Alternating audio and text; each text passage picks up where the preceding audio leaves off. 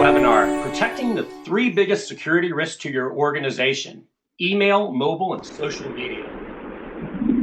I'm your moderator, James Baker, Managing Partner of the Public Sector Technology Exchange, and I want to thank everyone from around the country for joining us. If you're not familiar with the Public Sector Technology Exchange, the PST is an independent forum that discusses the technology challenges impacting government, industry, and education.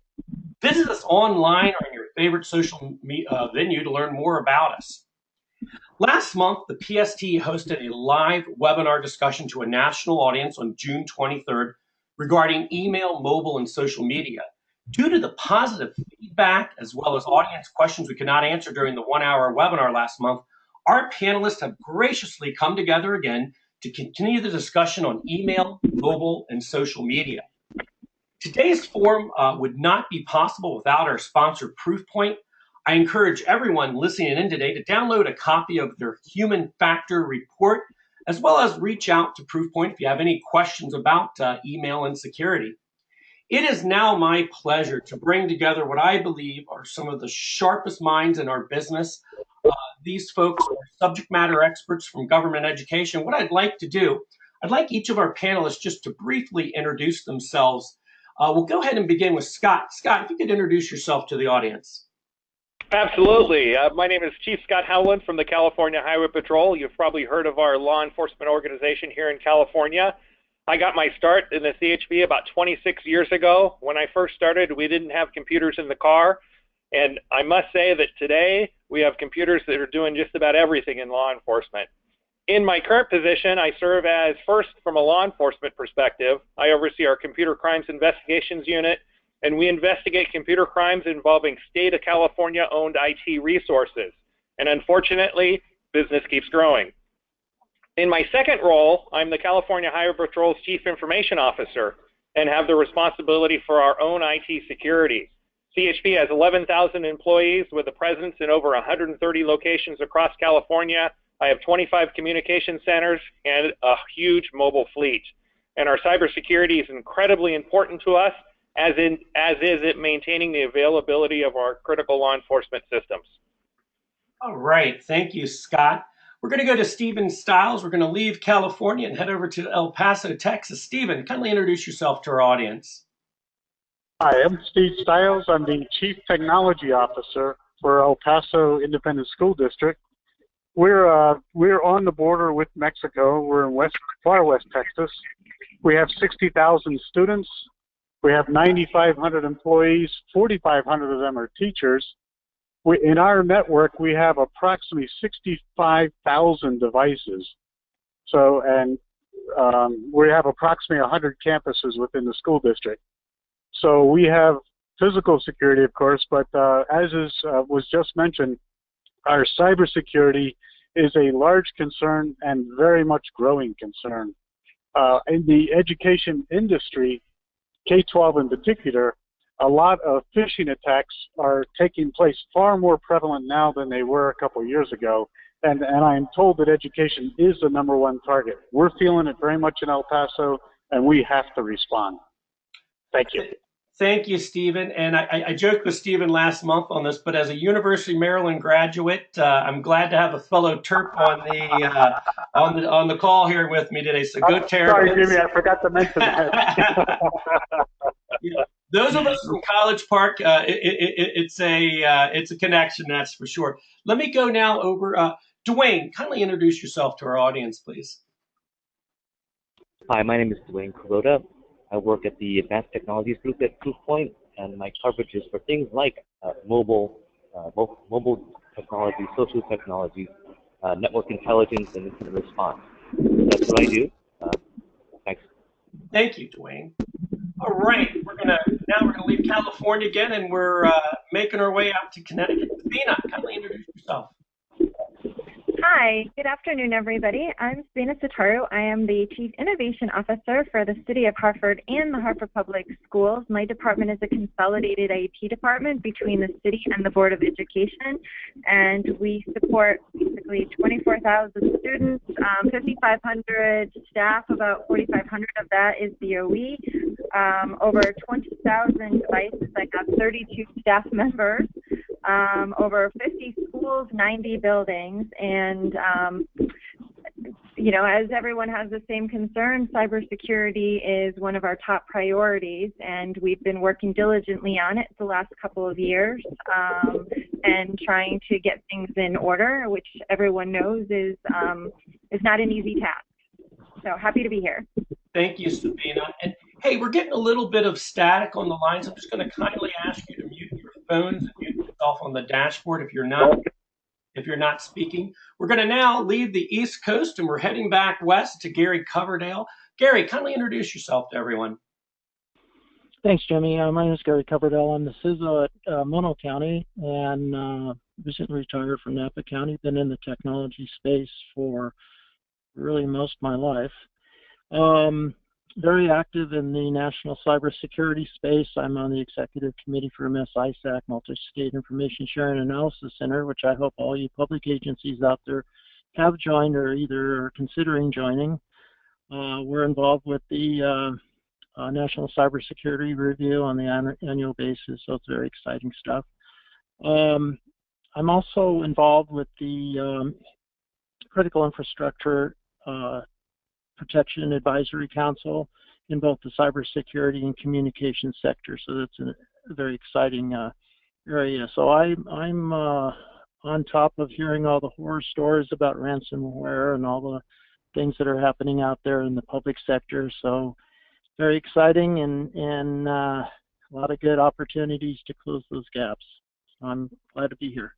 Hey, Gary, just before we jump into the discussion, it might behoove us just take a quick second and talk about what you currently do with the Multi-State Information Sharing and Analysis Center. The reason I put that out there, we have a great deal of CIOs, ISOs. We have federal, state, local, county government that is listening into this webcast. So you had mentioned that it might be of interest to them to look at. So just give us a quick moment on what that is and how it might be of interest to some of our folks listening in today.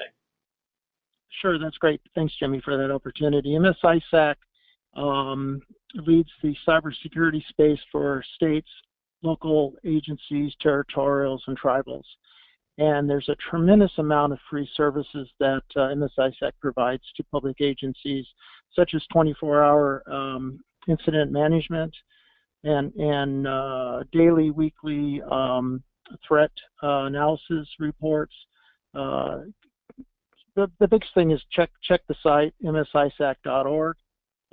Wonderful opportunity for no-cost services and support for your agencies in the cybersecurity space. So I highly recommend getting on board and checking it out. Thank you for that, Gary. I appreciate the detail on that. Well, I am very excited to have you all back again. Like I mentioned last month, we did a national webinar. We had people from federal, state, local industry listening in, and one of the we received very high feedback and praise on the discussion. You all were just riveting, and I know last month I said, boy, I would love to have you all just come back into the studio and we talk a little more. So here's what I'd like to do. And I'm going to bounce this over to Duane to kind of kickstart things off. But we had gotten the feedback that this last month you all did one of the best discussions on ransomware. So here's what I'd like to put out there. There's several things I want to get to from the audience questions that we weren't able to get to. But my first topic I'd like to talk about, just for someone who didn't join us last month, would you all define for me what is ransomware? What are strategies to fight against it? And what happens if you don't? So Duane, could you kindly comment on that, please? Yeah, so ransomware is one of the biggest problems that everybody's fighting nowadays. It's not just corporations, enterprises, public sector, or federal. I literally just before this, Jamie, I was in a meeting with some FBI folks for the InfraGard Alliance. And yeah, they published a number. It's a $3.2 billion problem, and over 17,000 companies have been affected. So this is what the FBI was discussing. And so, you know, their biggest recommendation obviously is to keep aware of what's kind of going on, and make sure people are trained to understand sort of the risks of clicking links, opening attachments, running macros. I think that's sort of the starting point for ransomware, because as soon as you click or you open that file, the process starts running and it can't take over your PC, your systems, even your file shares, and lock up all of your data.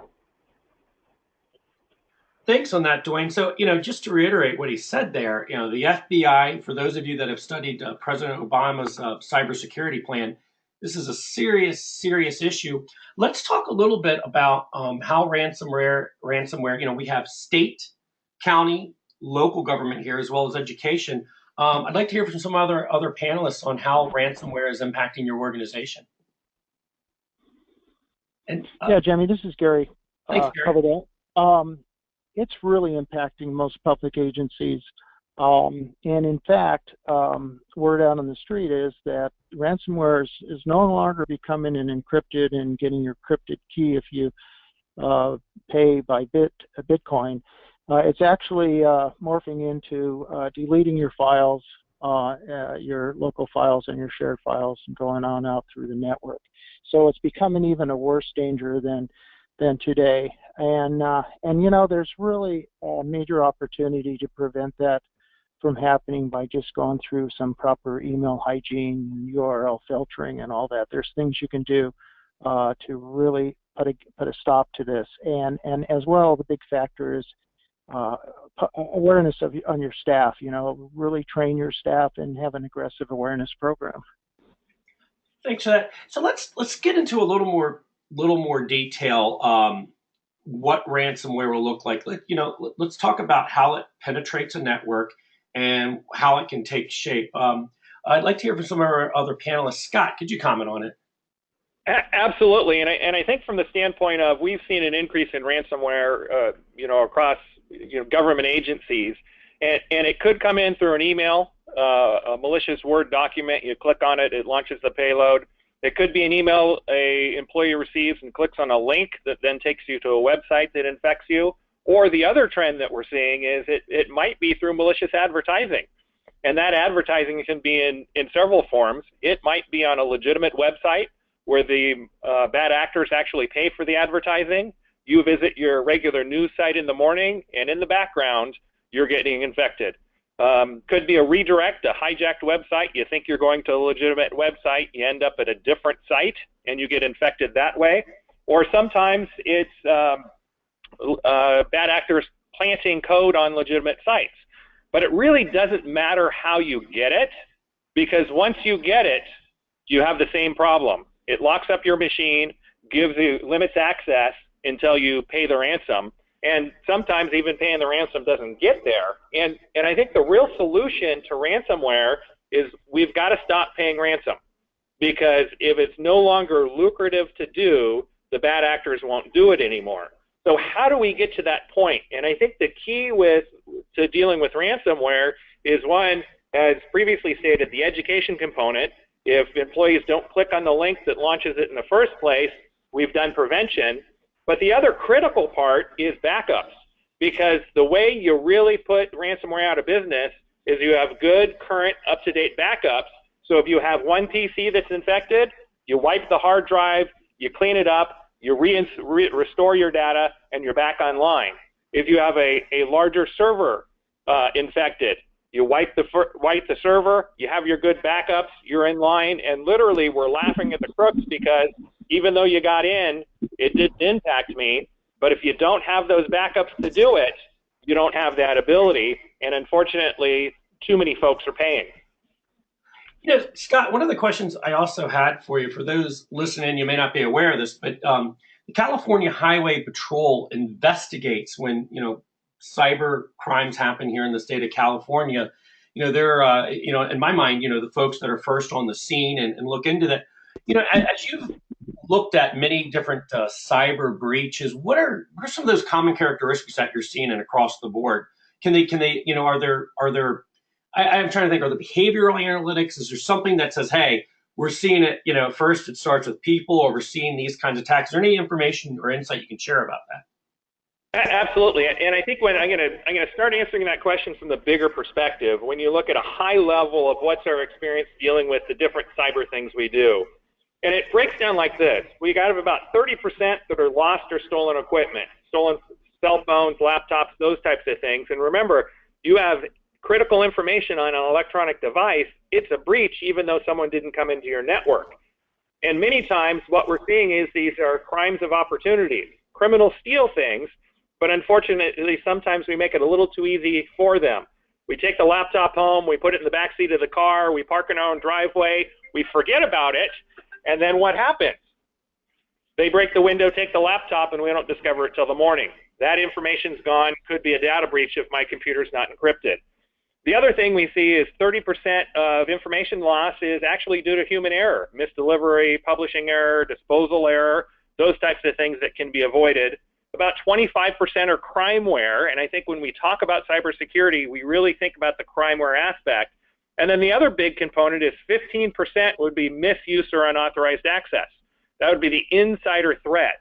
And so when we're looking at things, the big differences can be made in one of the importance of education. And again, it goes back to that, if we can educate our employees and if they get better at seeing the threats, it prevents it from coming in the first place. Because the common theme we're seeing is a whole lot of phishing emails with that infected Word document or that infected link that bad guys want us to go through. And if we don't click on it, it stops. The other part is the insider threat. We see about 15% here in California. The national stat is about 20%. Could be a disgruntled employee, someone not happy with management, someone recruited by cyber criminals, someone who needs extra money.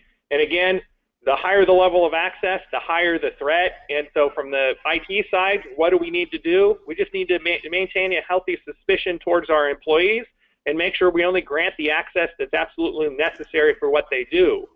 The other thing that we've seen, and we've seen it from the success side, is that those organizations that have done a good job with multiple layers of security and compartmentalization of their networks, what ends up happening is when they do get infected, it's limited. And so by making sure that our infrastructure is set up to limit access, limit control, we can actually prevent the bad guys that when they do get in, they don't get much, if anything, as opposed to they come in and they have free reign to the entire network until they get to the jackpot, and then they really do it. And then as I mentioned a few minutes ago, the importance of backups. And unfortunately, there's too many organizations that don't have good current backups, and so when ransomware does hit, and you say, well, can you just restore it? Well, there's a problem. We got to avoid that and make sure we're prepared. Thanks, Scott. I know we opened up the discussion with that really big topic of ransomware. Anyone else like to comment before we? I'd like to shift gears and do another slew of questions that came. Anyone else like to comment? I would like to. All right, we'll do Sabina, then we'll go to Stephen. Sabina, go ahead.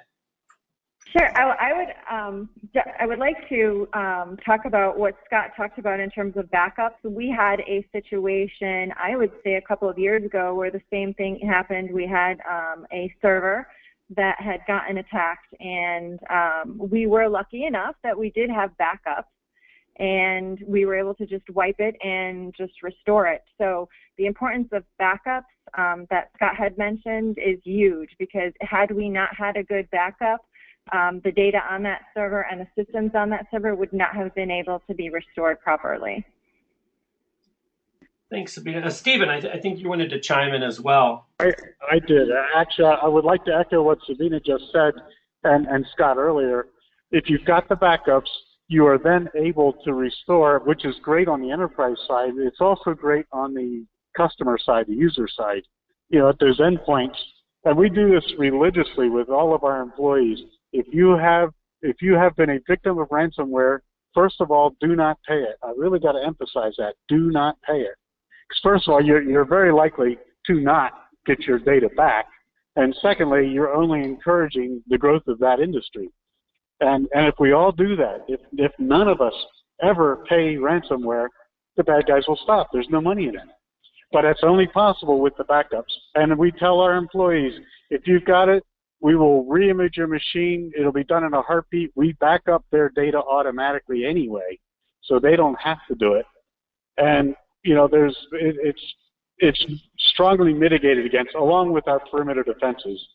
So I thought that the point about we got to get the message out to everybody: don't ever pay it. Let's just pause for a moment and talk about that, because I think I was reading a data breach report where I'm not going to name the state because I don't think it's appropriate, where exactly what you're saying, a hacker got in, held ransom to their DMV records and said, pay it or I'm going to do this to your system.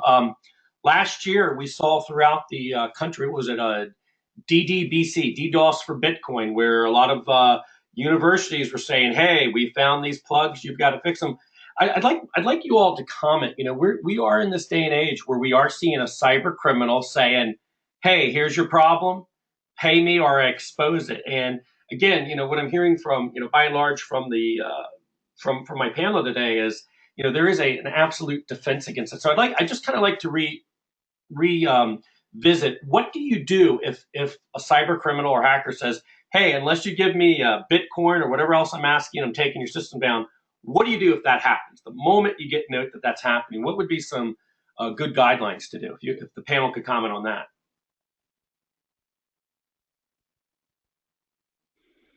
Well, this is Gary. The first thing we would do is call up, I hate to be a broken record, but call MSISAC and have their expert team in the SOC Center come and help us analyze and advise and do a complete analysis of what's going on. A lot of local agencies do not have the manpower nor the expertise to properly mitigate a breach such as ransomware. And the other thing that I wanted to add on this backup situation is always test your restore processes. A lot of agencies will do their backup and they're fat and happy, but they've never tested their restores or just partially tested their restores, and by the time they really need to back up, it doesn't restore. I'd like to chime in on that one. I think that is so critical because yes, it's very comforting. We have a system that this is Steve, by the way, in El Paso. Our critical business and student systems, we can restore, and our greatest loss period is 1 hour's worth of data. So in the circumstance that you described, Jimmy, we can cut over to our backup data and we would have lost 1 hour's worth of data on that. But the great point made was we got to know that we can do it. It's one thing to think you can do it, but you really got to test that on a regular basis to make darn sure you can. Excellent feedback. There's so many. I've got a couple more questions, but I'm going to put a pin in it because there's a couple things. Gary, I do want to come back around to you when you talked about resources, and that's one of the questions that came in through the panel. What if I don't have super deep pockets? The logic is the more money, the more secured. I want to come back to that.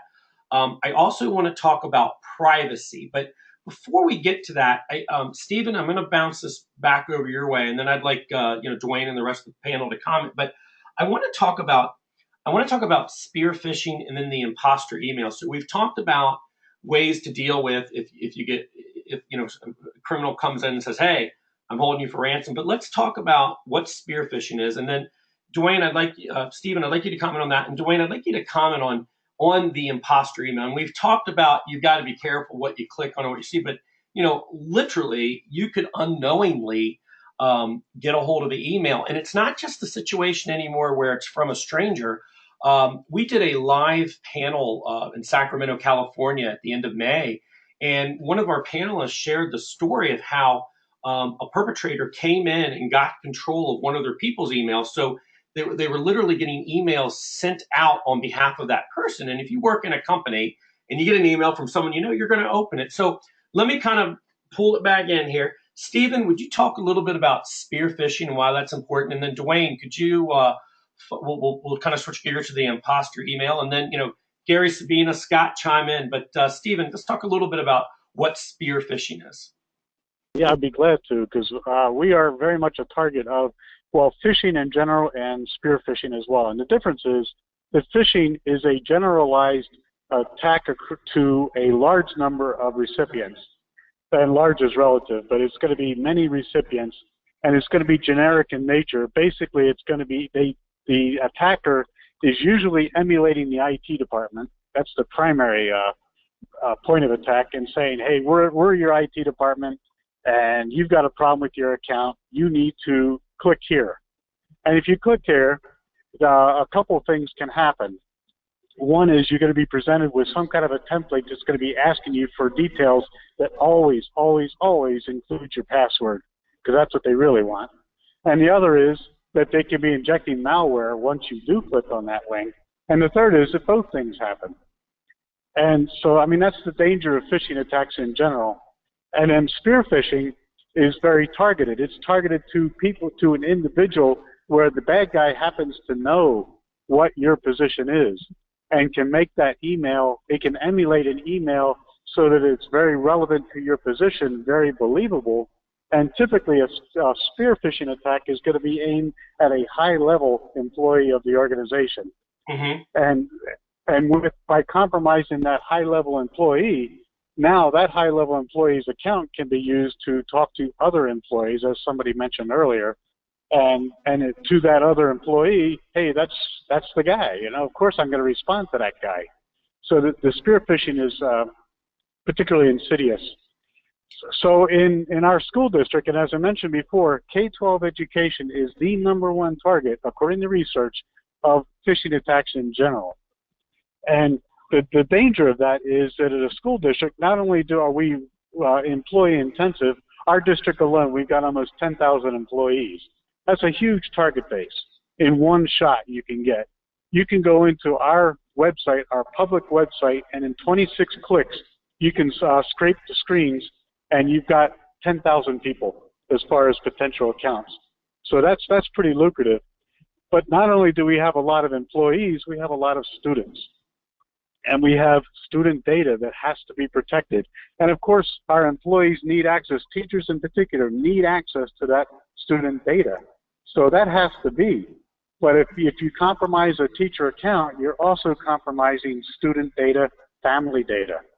And what we have to do as a school district, I mean, this is true universally, I know it's not unique to us, is that not only do we have to increase our perimeter defenses to identify phishing attacks, which we are doing, and other districts are as well. That's on the prevention side. We have to step up the education side so that people recognize that, how do you recognize this is a bogus attack? This is not Steve Stiles emailing you about your account. And then the third area of defense that I think is probably the most important is that we have to mitigate the value of the password at all. Because no matter what we do on the perimeter, no matter what we do in education, people are going to give out their passwords. So what we've got to do in a school district, which I would say not as recently as perhaps even a year ago, we would have considered unnecessary, is a 2-level authentication process. We're going to have to do that. So that if I do give out my password to you as a bad guy, there's still another level that you don't have as a bad guy to get the sensitive information. We're doing that with our employee data. We're going to have to, and we've done that now.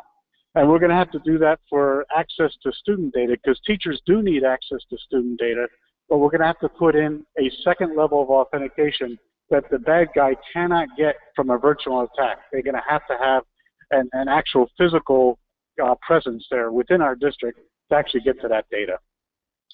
Thanks, Stephen. You know, you touched on something. I have a question for Duane, and then I want to come back on the privacy of information, and I think we'll spend the latter part of that discussion. But excellent feedback, Duane. I want to talk for a moment. You know, I've used the word imposter email. So, you know, Stephen mentioned that, hey, you could actually get an email from someone in your organization, and it could not be the right person. You met with the FBI today. You're there with Proofpoint, working with a lot of organizations, both public sector, education, commercial. What are you seeing, and what should our listeners be aware of with the imposter email? What can it do to your organization? Comment on that. Sure. So there's an interesting little twist in the way that these things are happening nowadays, and one of those is we call the partner imposter. So it's actually a variant on the CEO imposter. And what it really means is that people are, again, taking advantage of the trust of the partner organization. And this tends to be a factor for state agencies, federal, large organizations, because they will build out lists of approved vendors. And the way this kind of, essentially a type of spear phishing attack will initially work is that they will try to attack one organization get access to the names and the list of that organization, in fact, all their customers, and then they target the entire customer list. So one of the things we shared with the FBI was a recent attack that hit, I think it was 2,043 of our customers, or 2,043 emails to our customers, and then we traced it all back to a single partner organization, basically a vendor, that was servicing a number of customers. So if you think what that means is someone could actually get into your procurement group, get access to your customer list, then pretend to be you, and then attack all of your customers. So that's sort of the first version variant that we've been seeing in the sort of imposter side. And then that, of course, escalates to the CEO imposter that's been all over the news. As a quick reminder, this became a big news issue when Snapchat CEO announced that they gave away the current and former W-2s, well, current and former employees' W-2 numbers out. Right? It's not just current employees, but all past employees. And this has happened across multiple organizations, that 17,000 number that I mentioned. And so what people have been seeing are sort of this range of different types of BEC where they leverage the credentials, the goodwill, the credibility of a name, your CEO, your CFO, your controller, or someone else, and then this gets put into a message, they socially engineer you, and you send out whether it is W-2s or payroll information or agreement information.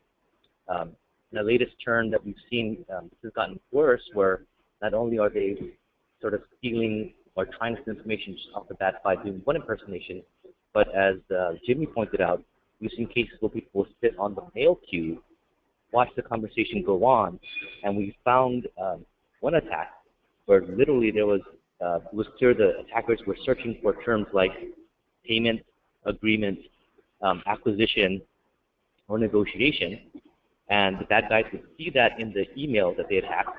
Then they would go in and send that imposter email, follow on and join that conversation, and then correct a letter of credit number, a TT number, a bank account number here and there. So they would steal information and money, but also play that role of sitting on the mail queue to know what the conversation was about. So it wasn't just a one-shot deal. It was a long-term, essentially, hack. But again, my point here is that they're using tools to essentially listen to the email conversations to find out what they can do to leverage the goodwill of the CEO or other executives. Wow, that is just the W-2 is just is frightening to me, and it's just it's shocking. I'd like to shift gears to privacy and protecting data, but before I do that, I don't know, Scott, Sabina, and Gary, did you all? I know Duane and Stephen. We talked about spear phishing, the imposter email, the danger that can happen through email. Anything you all would like to comment on that before we switch gears to another topic? Yeah, this is Scott. I just wanted to add another variant in there, because we had a case where it was an employee received an email from another person outside the agency they normally do business with. That person's email account had been compromised. And so he got an unusual attachment, something he wasn't expecting. He opened it, and that's what launched the infection. And I think it's interesting when you really look at phishing, of how clean a lot of these phishing emails look. Because if you think back a number of years ago, you could spot these a mile away. They'd misspell names, the grammar was incorrect, they'd have a logo, but the name of the company was misspelled in the logo. I recently received notification from a large internet provider advising me that my rates was going up, and they wanted me to open the attachment to see what my rate increase was going to be.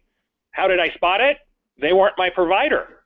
But when you looked at the logos and everything else, it was very clean. And I think we need to be very, very careful and educate our folks to spend a little more time looking at emails before we open any attachments, even from people we know. Because a lot of times we get so comfortable with our email, we just click and open, click and open, and click and open. And when you look at the statistics, most people are pretty darn quick at opening emails from the standpoint of not screening them sufficiently, and as a result, we're exposing ourselves. Jimmy, can I add to that? Yeah, please chime in. That is such an important point in the education of our customers, our users, if you will. I try to make this a point. This is the year 2016. In the 21st century, you can no longer casually open a link. You cannot do that. You have to intentionally open that link, and you have to think about it. And I hear it all the time. Oh, I wasn't thinking. I was distracted at that. You can't do that anymore in 2016. And I'm really glad that that point was made, that you really have to think before you open. And Jim, the other thing this is Scott again, other thing I wanted to add is I think we also need to look at how we do education. Because unfortunately, I think many times we view education as an annual event to check a box. And ultimately, the goal of training should be viewed as what is the outcome of a change of behavior. From the standpoint, are folks learning? Are they practicing good cybersecurity hygiene? And has my behavior changed? Or do I need to relook at my training program because we do it every year? Employees do not look forward to it. They roll their eyes. They don't get anything out of it. Or do we make it relevant for them, make sure they understand, hey, what applies at work is going to protect you at home, and make sure we're really giving them relevant information that they see as valuable so they actually change their behavior. Because too many times we have a policy that says we have to do it annually, so we do it annually, but our employees aren't changing their behavior and aren't learning from it. We're doing training, but we're not getting the results we need. Thank you for that. I'm sorry, did someone else have something to say? We're going to switch gears, and I want to talk now for a moment as I want to talk about privacy and data. You know, we spent a lot of time talking that, you know, criminals want to get access to records. There is a value in having someone's social security number, their health information, their credit card number, and you know, whether you're a private company, you know, we all know about the horror that happened with Target, or you're a state government and education system, there is a value in the information there. Sabina, you all, your state, your city just recently passed a bill for privacy. Could you talk a little bit about that and why we need to be mindful of, what and how we're protecting? Sure. The legislation was just passed this June 2016 and will go in effect October 1st. It is an act concerning student data privacy, and moving forward after October 1st, if any educational institution within the state of Connecticut gets into a contract with a provider of a system or the use of student records, that they have to adhere to certain security parameters. There's also a task force that is being put together through this legislation that will be looking at or doing a study with the issues relating to student data privacy. So I think that, you know, the state of Connecticut is taking some great strides in that, but it also will put more pressure on us in terms of putting into place more parameters for security, which I think is a good thing, but it's also one of those unfunded mandates, so to speak. So we do need to, be able to put these things in place, work with the vendors, and take it from there. And I think Stephen may also have some input on this as well. Yeah, I would add, Texas does not have an additional law beyond the FERPA requirements, the federal law that says we must protect student data. But there again, that's fairly general in nature. And what I'm hearing from Sabina is that Connecticut has gotten more specific. And I think that is a tremendous step forward. And I can tell you what we are doing in El Paso, and I think it's going to happen everywhere anyway. It's hopefully happens sooner rather than later. We're not going to wait for the state of Texas to pass legislation. We need to be proactive. We have, children are entrusted to our school district.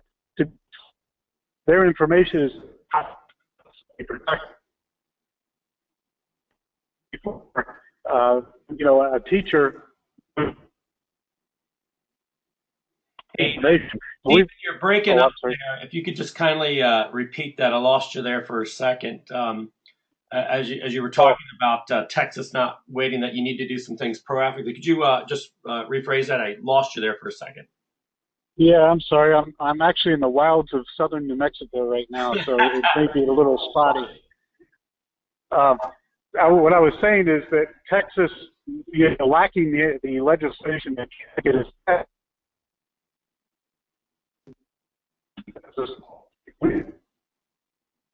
we be proactive. Hey, Stephen, I think we're losing you. We're losing you there. Let's go ahead and open this up. In terms of privacy, Scott, I'd like you to comment on that as well. Just not, we've talked a little bit about education and children's record, but state agencies are have a great deal of information that they need to protect. So could you comment on that, Scott? Absolutely, and I think it's really when you look at each organization's unique in what information they have, but it's really important to recognize the information that each organization has and then take steps necessary to protect that data. So for example, law enforcement will have records regarding citations, traffic collision reports with personal information on it. Healthcare providers will have health information, schools have student records, and the list goes on and on. But I think our approach to it and our strategies for protecting that data are all going to be very, very similar.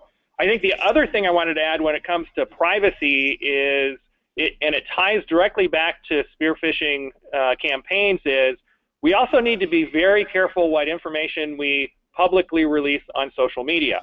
Because in many cases, we are giving folks, because we're not thinking about privacy of social media, we're giving the bad actors access to an incredible amount of information about leaders in an organization. And so you look at, me, for example, a chief on the California Highway Patrol, there's quite a bit of information out there relevant to my job. Well, how would a spear phisher target me? Well, take a look at my social media, see what he can learn about me, find out about my hobbies, find out about where I travel, find out about other things, and then target me specifically with, hey, here's something Scott would like, and then we can engage him, then we can attack him, and then we can eventually compromise him on that standpoint. And so it's one of those things that privacy conversation, a lot of times we limit to what our organization has, but it actually expands quite a bit because of the availability of social media. Well, and Scott, talk to me a little bit, like, for instance, let's say I'm an employee and I have my personal, everyone today has a cell phone. I walk into my agency and how can criminals work through, say, like a mobile phone to gain access into information? If it's just, say, your personal cell phone that you have. And it's important to remember that how connected we are with all of our systems, because there's many organizations that, for example, will give remote access to email. So now I have the ability to access email on my phone, on my personal computer at home, and those types of things. Now I've just expanded the exposure of the organization, because what security is enacted at home on your personal device?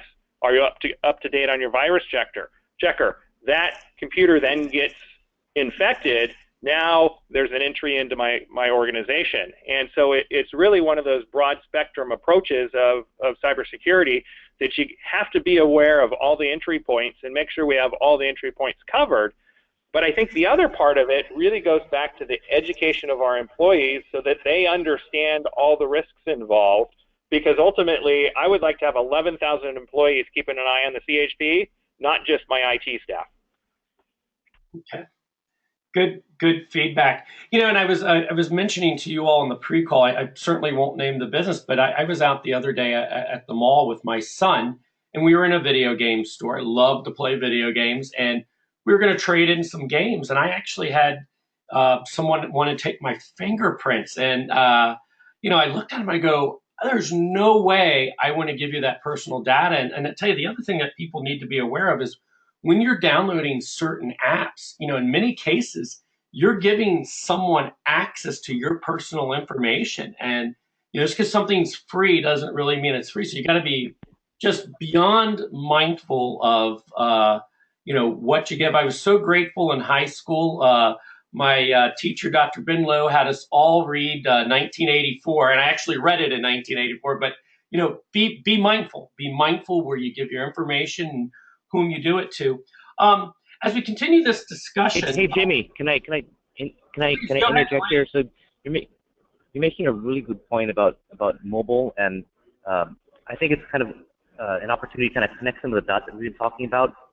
So for many of you that have worked in either public sector, federal, even the private sector, when you go to conferences and you meet people and then you exchange business cards, right? There's this app called CamCard that has, I think it's close to 10 million downloads. That is a really good productivity tool, right? You scan the app with your phone, and it sucks in all your contact information, and it stores in your contact list. Well, what we found, again, this is on secure government phones, unfortunately. People in departments that have to do with the court system and schools and other heads, we found this app. Well, if you read the terms of service, 9 pages long, you will find language that says you give CamCard a royalty-free, perpetual right to use any contact on your phone and share that with, will share and sell in perpetuity, right? So we found government officials at every level of state, local, and federal, and even some defense-related areas with these apps that are sharing that kind of information. One, allows you to get hacked, but two, allows you to borrow your goodwill and then put information at risk from that way. So, Wow, that's with a big opportunity just to inject that. staggering. Scary. If you couldn't hear it over the internet, I think throughout the country, a bunch of people just hit delete on that app. That is just unbelievable. And like I said, we're in a day and age where you must be aware of things. One of the questions with the time that we came in, and again, I want to thank you all for coming back. This has just been such a riveting discussion. One of the questions, and this goes back to funding, a lot of organizations still running on legacy systems. A lot of organizations don't have the budget. And we had this question come in that we couldn't get to last time. And the question was this: how do I balance it all? Is it compliance checklist? Because I'm compliant, I'm secure. How do I demonstrate the need and ROI for security funding prior to a breach? How do I select the products that fit without getting trapped into a best of breed that doesn't fit? So here this person's asking, and I'm just going to read this question. There's quite a few. It's like, first of all, how do I balance it all? Do I just go, a lot of people are saying do NIST standards. How do I does compliancy make me secure is the first question. How do I select all the products? I mean, we're in a day and age where there are a lot of vendors out there that sell a lot of security stuff. So, and then ultimately, Gary, as we were talking about earlier, there are a lot of organizations that don't have a deep budget to do things. So, I would open this up to my panel. How would you respond to that question again? Does compliance make you secure? How do you ultimately determine what's best of breed, and how do you determine where your right ROI is? I know that's a big question, but I'd like to open it up to the panel for discussion. This is Gary. Compliance should never drive your security program, but compliance is a necessary evil. Privacy will drive your security program. There are so many things out there that you can go to as far as not having the budget, not having the help. Your organization needs to realize that everything technology in their organization has a security factor in it, whether it's hardware, software, HVAC, even solar devices. So somebody needs to recognize that security is baked into the whole organization. The organization needs to designate a person responsible for security, whether they have the funds for a CISO or not, regardless. And then you need to look at the NIST Cybersecurity Framework and NIST 853 as a standard to help meet your compliance requirements. HIPAA, for example. You're not going to fail your HIPAA security and privacy rules audits by not going with NIST Cybersecurity Framework or the 853. Of course, the SANS 20 controls, which is now the CIS 20 controls, are important. So is ISO 27000. But I think if you focus your program on 853 or the Cybersecurity Framework, you'll direct towards meeting the compliance issue with state data exchange and federal rules and regulations. Thank you, Gary. Anyone else like to comment on that? This is Scott. I was going to kind of build on what Gary had said, and I think we need to really view cybersecurity as a process rather than a goal, if that makes sense. And I think that helps when we're dealing with those folks that we're trying to get money from and communicating with, because if we can turn the conversation from, hey, Scott, do you have security taken care of yet, to what is our ongoing security program, it cues people up to realize that everything we do, we have to talk about security, and then we have to keep changing for our changing risks. Because I could be secure today and unsecure tomorrow because I have a different risk that I'm facing. And then I think the other process is, if you dive too deep in this and try and address it all at once, you're going to be overwhelmed. And it's really take a look and understand what your greatest risks are and start chipping away at them. Because as you start doing that, your risk window is going to get smaller and smaller. And a lot of people are always challenged with, I don't have the money to do what I need to do. But I think a lot of times there's things that we can do internally that don't cost a lot of money, that give us a lot of return for our effort, from the standpoint of making sure we have some of the basics done, good network hygiene, good password models, those types of things that we have total control over. And then it's really looking at our risks, our greatest exposure, and focusing our money there to ensure we get the bang for the buck. If I can add to that, I hope you can hear me now. Yeah, Stephen, you're coming in loud and clear. Go ahead. Oh, good. City of Alamogordo now.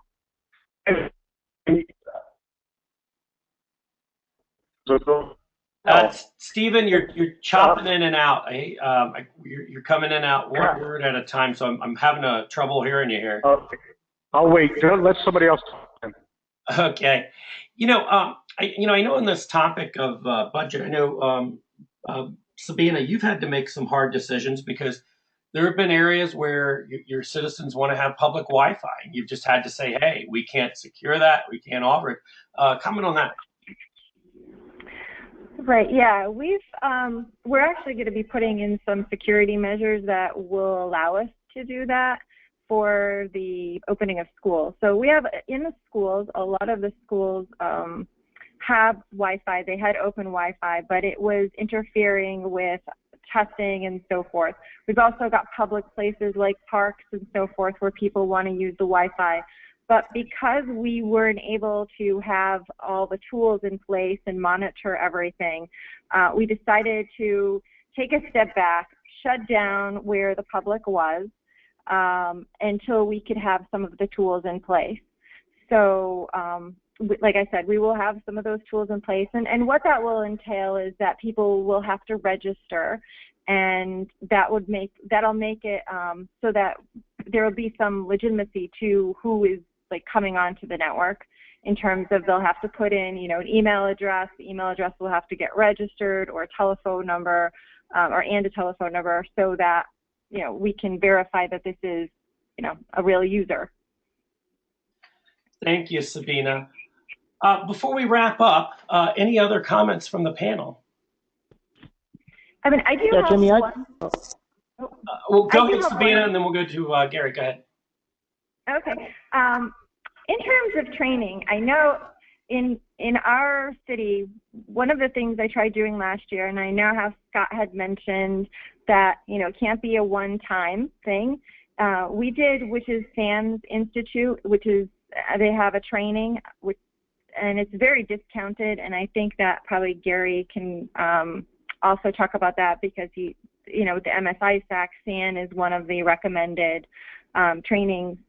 So we did that last year, and I found that, where we made it mandatory, people took it. Where it wasn't mandatory, which is on the school district side, we had some people who took it, but others who didn't. And what I got a lot of great feedback from people that they really did like the training, and that it does need to be something that is continuous, and people need to get the reminders. But what I found from that was people actually wanted it to be mandatory. And So I think that I don't know what others are doing in terms of training, and it would be nice to hear. And that was kind of one of the questions I had. Is like, okay, I'm hearing everybody talk about training and doing some good advocacy, but it would be nice to hear from the other panel members what exactly they're doing too. Yeah, Sabina, thanks for that. There's definitely opportunities out there at low cost and no charge for budget deficient organizations. You can partner with MSISAC, Department of Homeland Security, the universities, the FBI. There's so much out there at no charge or very low charge. Sabina's probably looking at the SANS Securing the Human, which for a 15 to 2,000 staff organizations, only a couple $1,000 for a 2-year program. So the opportunities are out there, and if you look, and if you have no budget for security, the partnerships out there are there free of charge to help you out. So I strongly encourage people to take advantage of that and reach out to those federal organizations and even state organizations. Thank you, Gary. Thank you, Gary. And I know here in our state, we've had Bill Britton from Cal Poly on several of our events, and here in California, they have a training cybersecurity center that they certainly have up that people can go to as a research. We are just about at the end of our time.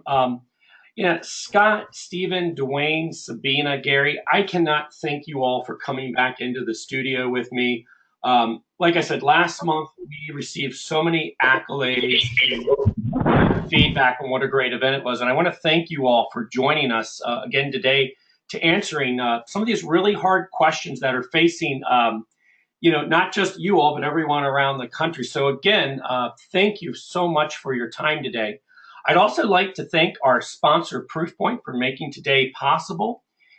We have some upcoming security events with the PSTE. I hope you'll join us later in the year as we continue the discussion. If you're interested in learning more about becoming a panelist or sponsoring a PSTE event, my contact information is on the screen. And again, I also encourage you to download a copy of the Human Factor Report. It's riveting. I think it'll be well worth your time to read. On behalf of the PSTE, I want to thank you for attending, protecting the 3 biggest security risks to your organization: email, mobile, and social media. I'm James Baker. Make it a great day.